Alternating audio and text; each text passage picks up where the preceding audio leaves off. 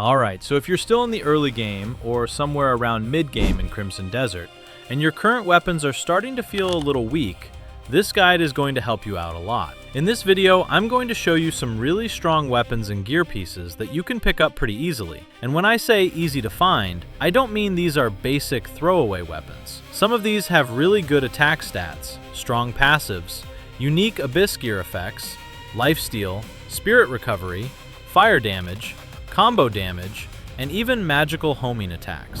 The Darkbringer. Alright, first up we have the Darkbringer. And this thing is honestly kind of ridiculous for an early to mid-game weapon. It's a legendary two-handed magic sword, and the best part is, you do not need to fight a boss to get it. No big arena, no annoying enemy guarding it, no come back later when you're stronger situation. You can literally ride out, find the location, and grab it. Stat-wise, it already comes in at refinement level 4, with 22 attack, critical level 3, and attack speed level 1. And on top of that, it has 5 open abyss gear slots. So you have a lot of room to customize it depending on how you like to play. But the real reason this weapon is so strong is the unique ability called Ator's Orb. When you use heavy stamina-consuming attacks, the sword summons these magical homing orbs that automatically lock on to nearby enemies. So even if your slash does not perfectly connect, the orbs can still chase enemies down and hit them with extra splash damage. And that makes this weapon super useful for crowd control, breaking pressure, and staggering enemies. It's also really nice against shielded targets, because the extra hits can help open them up. And against fast enemies or bosses that keep teleporting around, these orbs are actually amazing because they help you keep track of them and keep pressure on them. Also, even if you are not a two-handed sword player, do not skip this weapon, because later you can go to the witches and extract the Ator's Orb skill from the Darkbringer.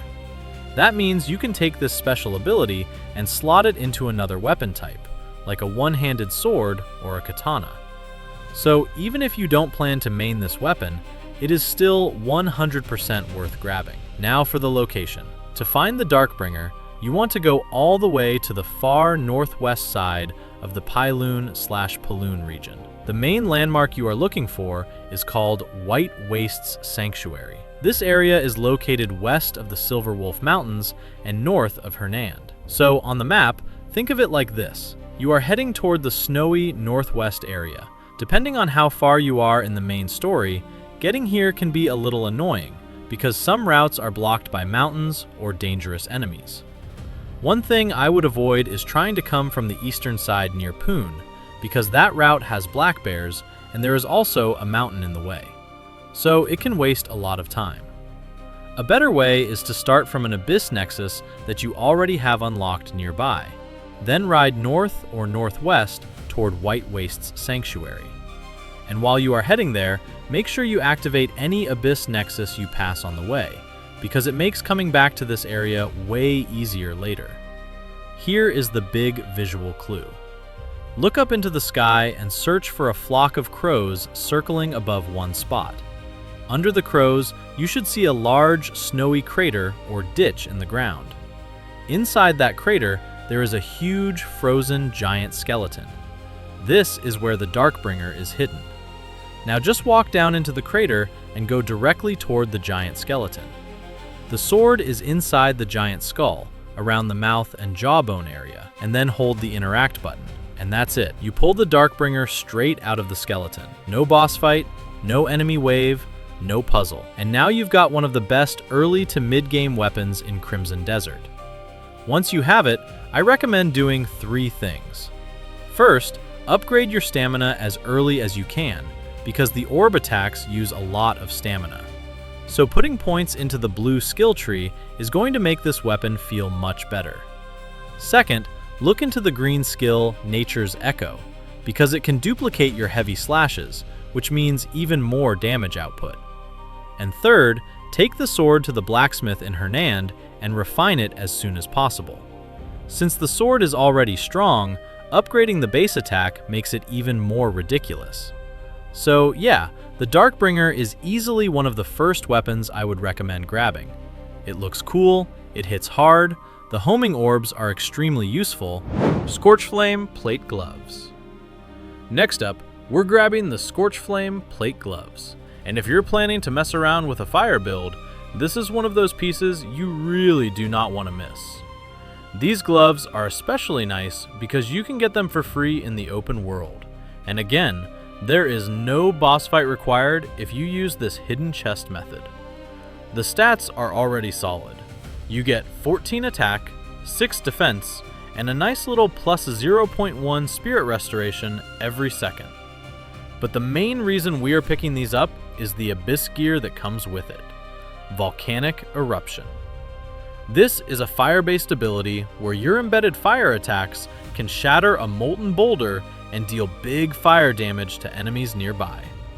So when enemies are grouped up, this thing can do a lot of work. Just keep in mind, you do need to unlock the fire element in your progression before you can actually use the fire ability properly. Now, let's get to the location. You want to head to the western side of Demoness. More specifically, this spot is directly south of the Hills of No Return, and it is also around the area northwest of the Big D in the Demoness map text. Another easy way to think about it is this. The location is kind of between Hernand and Demoness. If you are coming from Hernand, follow the river path upward toward Demoness. You are looking for a watery area with waterfalls. There should also be a nearby village in this area. Once you get here, you should see 2 waterfalls. The one we care about is the northeast waterfall, down near the bottom. So make your way down carefully until you are standing at the base of the waterfall. Look near the edge of the waterfall for a small stack of rocks. There is a hidden entrance behind the waterfall. Now, this part is important. You need to use your stab skill directly toward the waterfall. Aim straight at the waterfall, use the stab move, and your character should pierce right through the water and slide into the hidden area behind it. This hidden area is called the Twilight Grotto. Once you are inside, just follow the tunnel down. The main thing we are looking for is the glowing treasure chest at the back of the grotto.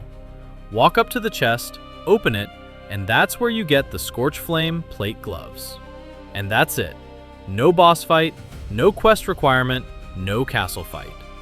Now, there is another way to get these gloves. If you miss this hidden chest, you can also get the Scorchflame Gloves later by defeating Tristan, the Flame Knight, at Flame Knight's castle in western Demoness during the House Azirian questline. But honestly, if you can grab them early from this waterfall chest, that is way better. You get the gear sooner, you skip the boss fight, and you can already have it ready for when your fire build comes online. So, the Scorchflame Plate Gloves are definitely worth picking up, especially if you want to build around fire damage later. Traitor's Spear. Next up, we're going for the Traitor's Spear, and this one is perfect if you like fast, aggressive, stab-focused combat. Compared to something like the Darkbringer, this weapon is more about mobility, piercing attacks, and hitting enemies in a straight line. So if you enjoy using stab moves and keeping pressure on enemies from a bit of distance, this spear is absolutely worth picking up. At around refinement level 4, you should see it sitting at about 20 attack, with attack speed level 1 and critical rate level 1. And when you fully upgrade it, that critical rate can go up to level 2. It also comes with 3 abyss gear sockets, and you can upgrade that up to 5 total slots, so there is room to build it out later. Now, what makes this spear special is its built-in perks and its unique abyss gear ability. First, it has Bloodbane 1, which gives you bonus damage when attacking humanoid enemies. It also has Insight 1, which gives you an extra boost to your critical rate. So already, this weapon is leaning into a nice, aggressive playstyle. Stab fast, hit hard, and land more critical hits. But the main reason we want it is the unique ability called Piercing Bloom. When you perform a charged stab attack, or hold skill 3, the spear releases a blood projectile that shoots forward in a straight line. And the cool thing is, this projectile can cut through multiple enemies if they are lined up. So if enemies are rushing toward you in a group, or standing in a narrow path, This thing can hit more than one target at the same time. There's also a nice little lore detail with this weapon. The Traitor's spear was once used by Cassius Morton, also known as the Silver Armor, before his betrayal. After he defected from Calphade, he apparently refused to use the spear again and switched to blunt weapons instead, basically trying to separate himself from his past. So yeah, it's not just a strong spear, it also has a pretty cool backstory attached to it. Now let's go get it! For the location, you want to head to the Hernand region, northeast of Calade Castle. The exact spot is along this road northeast of the castle. When you arrive in the area, you are looking for a set of gallows. That is the big landmark here. There should also be a group of soldiers hanging around nearby, so once you see the gallows and the soldiers, you know you are in the right place. Once you are at the gallows, walk underneath them and look for a trapdoor on the ground. This trapdoor is the entrance to the dungeon where the spear is hidden. Interact with it and head inside. Now, this is not a boss dungeon, but you do need to be a little careful because there are traps inside. Once you drop into the main area, you will run into 5 laser traps. These are the main danger here. You can basically just move carefully, or if you are confident, run straight past the lasers and head toward the final door. When you reach the final door, you need to light up both lamps to open the vault. And once both are lit, the vault door should open. Inside the vault, you will find the chest containing the Traitor's spear. Open the chest, claim the weapon, and that's it. You now have one of the best spear options for a stab-focused build. Once you equip it, try using your charged stab attack to trigger Piercing Bloom. The blood projectile travels straight forward, so you want to line enemies up before using it. It is especially good when enemies are charging at you, and because the weapon has bonus damage against humanoids, plus extra critical rate from Insight, it feels really nice against soldier-type enemies. So if your build is focused on stabbing, quick pressure, and straight-line damage, the Traitor's Spear is a very strong pickup. Bringer of Balance. Next up, we're going after the Bringer of Balance. And this weapon is a little different. Visually, it almost looks like a heavy staff with these hanging metal weights on it. But when you actually use it, it plays more like a big two-handed sword. And honestly, this is one of those weapons that can become crazy strong if you like playing aggressively. Because the more you keep hitting enemies, the more dangerous this thing gets.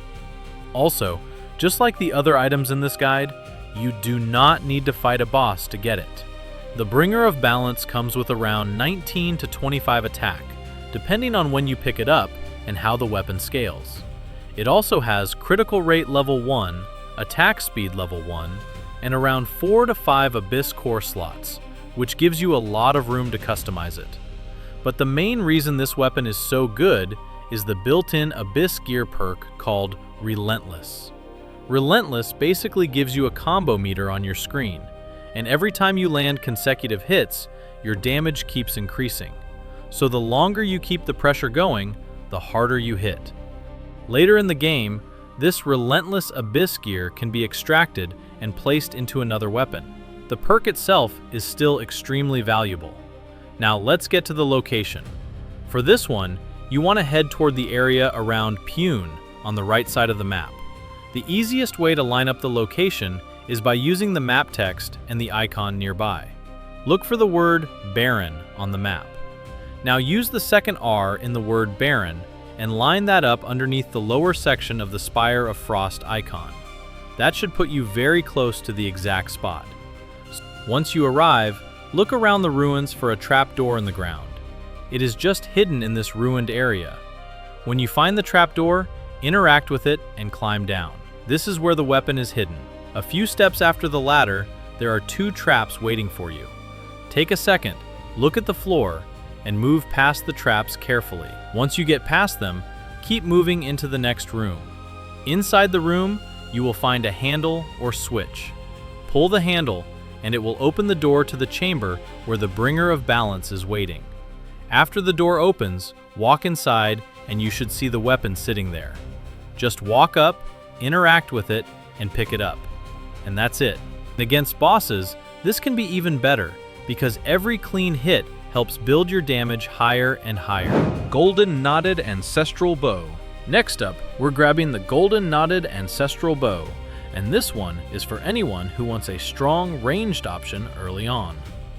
And the big reason this bow is worth picking up is simple. It comes with lifesteal. So yeah, if you want a bow that can help you stay alive while dealing damage from range, this is definitely one to grab. The only catch is, this one is hidden inside a trap-filled underground catacomb. But don't worry, there's still no boss fight here. You just need to avoid some breaking floors and saw traps, then the bow is yours. Stat-wise, the Golden Knotted Ancestral Bow starts with 19 attack, and it can scale up to 33 attack at level 10. It also comes with critical rate level 1, and it starts with 3 Abyss Gear slots, which can eventually go up to 5 total slots. But the best part is the gear already inside it. You get Destruction 2, which gives you extra attack. You get Insight 1, which gives you extra critical rate. And most importantly, you get Life Transference, which gives the bow a health siphon effect. Basically, when you deal damage, you can recover health through that lifesteal mechanic. So even if you don't plan to use this bow forever, the built-in Abyss Gear is really valuable, especially if you like ranged combat or want a safer backup weapon. Now let's get to the location. For this bow, you want to travel to Silverwolf Mountain in the Payloon/Paloon region. If you are looking at the bigger map, Hernand is down below, and you want to head way up toward the Paloon side into the Silverwolf Mountain area. A good reference point is that the bow location is around the area between Longleaf Shade Hideout and Starge Ruins. Another helpful clue is that there should be a copper supply node nearby, and you'll also be close to the edge of a lake. So if you see the mountain area, the copper supply, and the lake nearby, you're in the right zone. Once you reach this area, head toward the mountains and look for a small hole in the ground. It's not a huge dungeon entrance or a giant door. Once you find it, climb down. And before you go in, just know this place is full of traps. When you land in the first room, be careful with the floor. The middle section can break and drop down if you step on it. For this first part, you can move through quickly, but stay alert and don't stop in the wrong place. Once you reach the door, wait for it to open. And this is important. When the door opens, do not sprint in blindly, because the next room is where the real traps are waiting. Inside the next room, you'll see mechanical saw traps. These can absolutely destroy you if you run straight into them, so take a second and watch the timing. Wait for the saws to move, then run forward when the path is clear. You can also jump and glide across if you want to make this part safer. And one small funny tip, if you have a pet out and it gets in your way, dismiss it before doing the platform section. You do not want to get shoved off a pillar by your own little buddy while trying to grab legendary loot. After the saw traps, keep moving toward the next door. There may be a small platform section here, so take your time with the jumps. Jump across carefully, use your movement skills if needed, and make your way to the final door. Once you reach it, wait for the door to open. Inside the final room, you'll see the Golden Knotted Ancestral Bow waiting for you.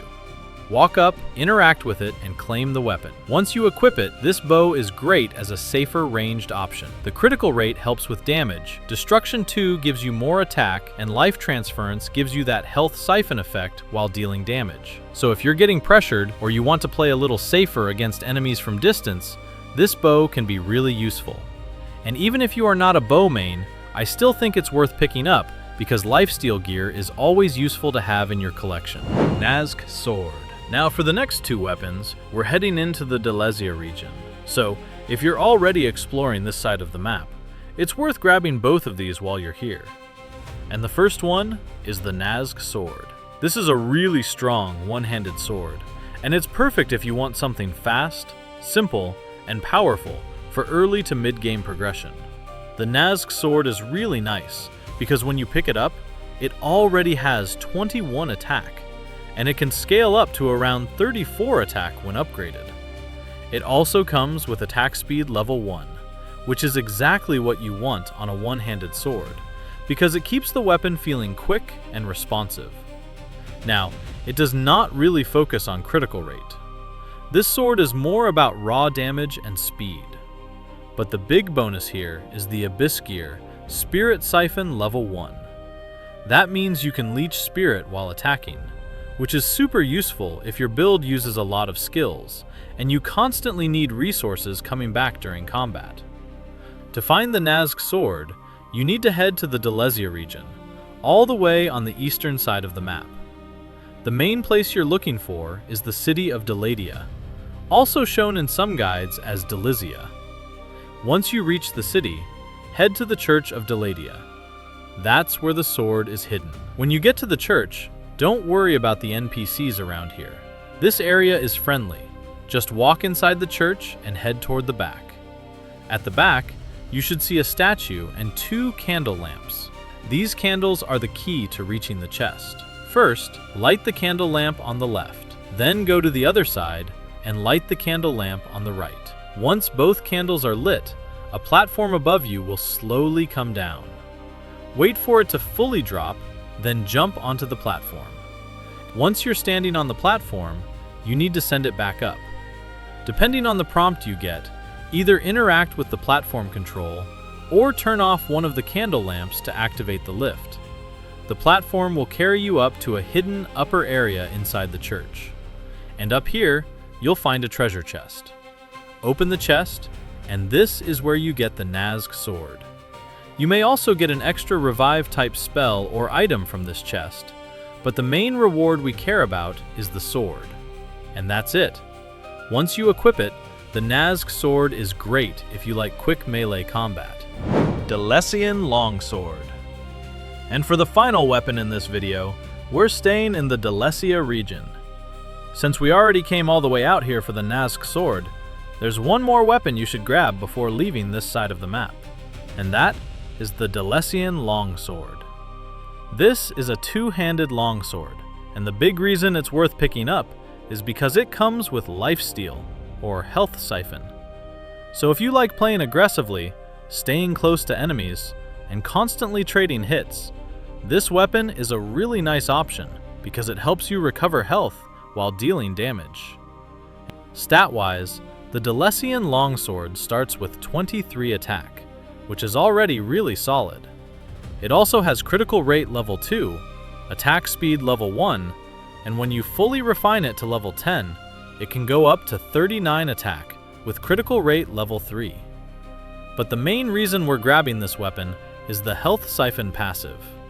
Basically, this gives you a lifesteal effect, similar to what we saw earlier with the golden knotted Ancestral Bow, except now you're getting that sustain on a 2-handed melee weapon. To find this weapon, you want to head to the Delesia region, near the Deledia area. If you're using Hernand as your starting reference, Deledia is far to the right side of the map. The exact location you're looking for is the Sanctum of Veneration. You can also use Mount Bend as a nearby landmark, since the Sanctum of Veneration is close to that area. Once you're inside the Sanctum, look closely near the top of the doorway or upper wall area. There is a hidden entrance above the door. This is easy to miss if you're just running through normally, so take a second and look up. Jump up toward the hidden entrance and cling onto the wall. Now you should see a square wall section or mechanism. This is the part that hides the chest room. Stand on one side of the square mechanism. Now, this next step is important. You need to hold the resist button, and while holding it, use force palm. Do not just tap resist and then use force palm. You have to keep holding the resist input while doing the force palm, or the mechanism may not work. Once you do it correctly, the wall should rotate or move you through into the hidden chamber. Inside this hidden area, you'll find a treasure chest. Open the chest, and you'll get the Delesian Longsword. Once you equip it, this weapon is all about staying aggressive.